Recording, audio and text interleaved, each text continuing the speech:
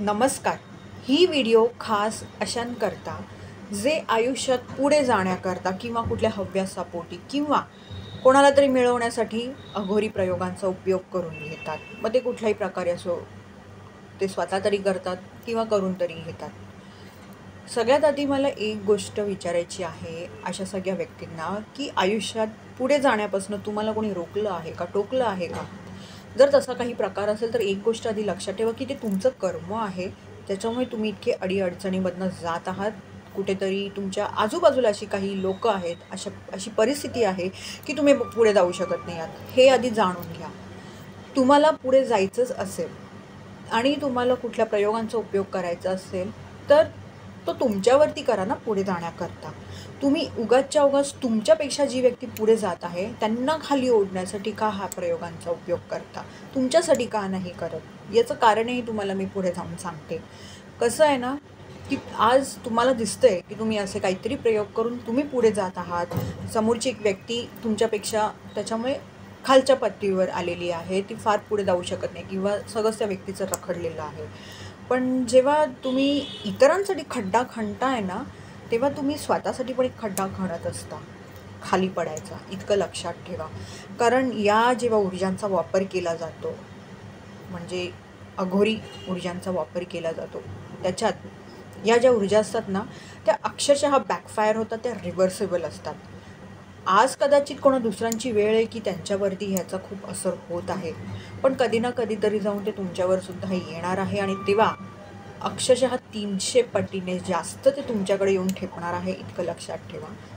आणि तेव्हा असं नाही की ते फक्त तुमच्यावरच येऊन ठेपणार आहे, तर तुमचं सगळं परिवार त्याच्यात सामील असणार आहे, इतकं लक्षात ठेवा. तर तुम्ही जे कर्म करत आहात ना, त्याचा मी सांगेन 100 काय 1000 वेळा विचार करा, की तुम्ही काय पेरत आहात. कारण तसंच ते उगवत जाणार आहे, हे लक्षात घ्या मंडळी, हे सांगेन मी. तुम्हाला पुढे जायचं आहे, तर तुम्ही त्याचा वापर तुमच्यासाठी करा ना. तुम्ही उगाचच्या उगाच दुसऱ्यांचं का नुकसान करता असा कुठला प्रयोग करून? अर्थात दुसरी गोष्ट मी हीही सांगेन, की जरी तुम्ही तुमच्यासाठी ह्या सगळ्या प्रयोगांचा वापर करत असाल, तरी या ऊर्जा तुमच्यावरती येणारच आहे.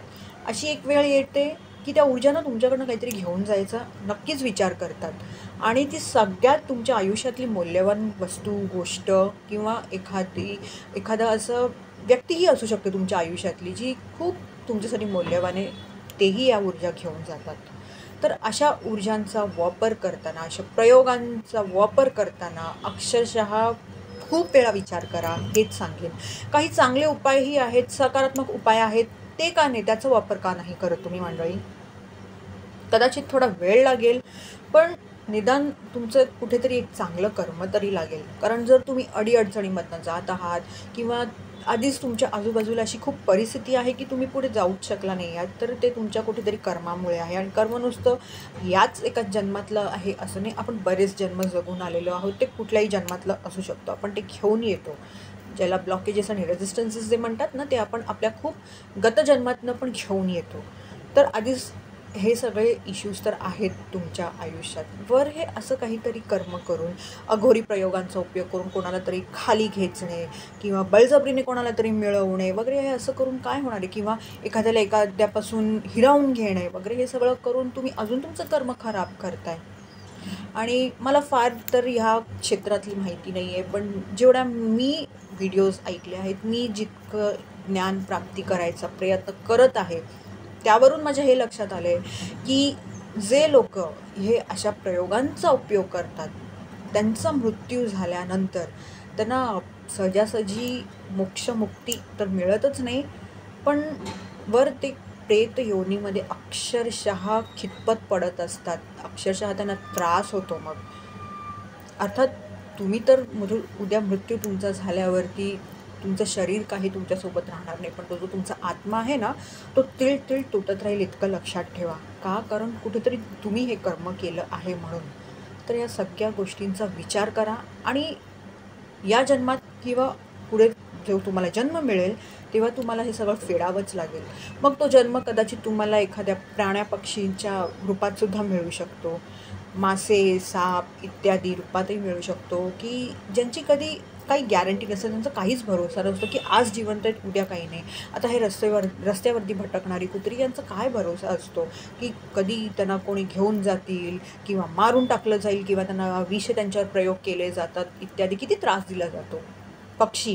पक्ष्यांचा पण काय भरोसा असतात, कधीतरी कुठल्या तरी एखाद्या तारेवरती बसतात, शॉक बीक लागतो काय त्यांना, किंवा पतंग उडवलं जातात, त्या पतंगाच्या ह्याच्यात दोरीमध्ये ते अडकतात काय. त्या पक्ष्यांचा तरी काय भरोसा. सरपटणारे प्राणी घ्या, त्यांचं पण काहीच सांगता येत नाही.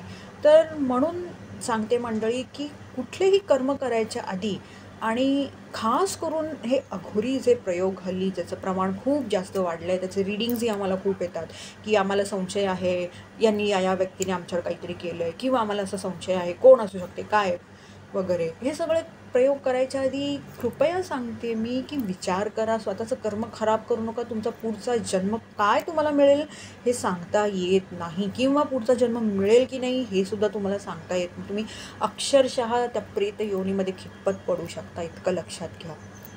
धन्यवाद.